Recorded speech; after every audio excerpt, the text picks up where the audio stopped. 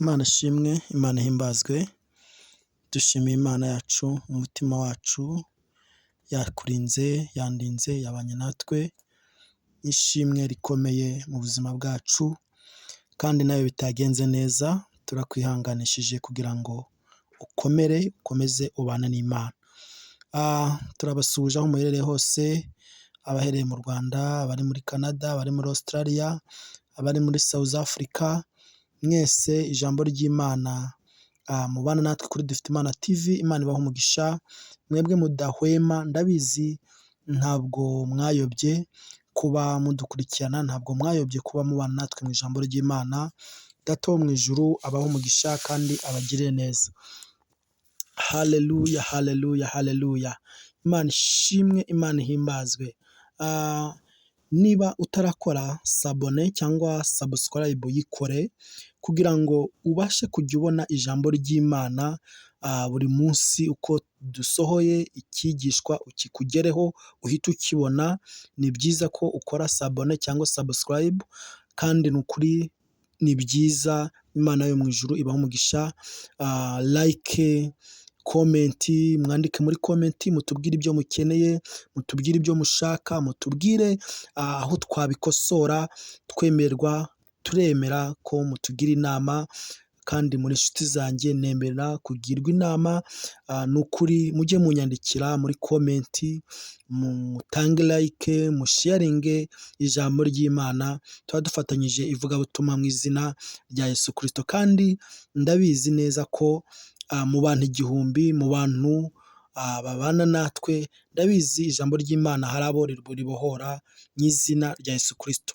Hari ijambo dusanga muri Zaburi ibice ni 20, turasoma umurongo wa 2.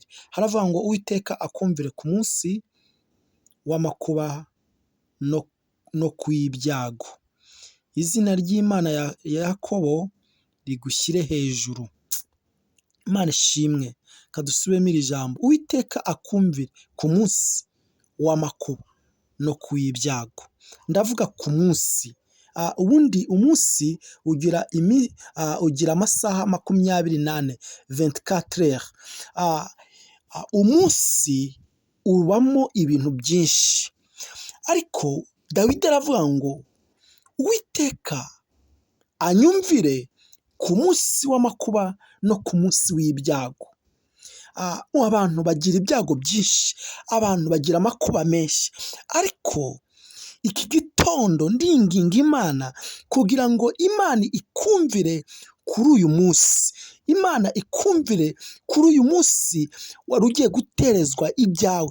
Imana ikumvire kuri uyu munsi wabonaga bikomeye. Imana ikumvire kuri uyu munsi wabonaga ibyawe bitariho bigenda. Imana ikumvire. Haleluya. Dawidi yinginga Imana avuga ngo Uwiteka we unyumvire ku munsi w'amakuba n'ibyago. Reka nkubwire, amakuba arakwegereje, ibyago birakogereje, ariko Imana ya Isiraheli, Imana twizeye, ikumvire mu izina rya Yesu. Imana ibane nawe.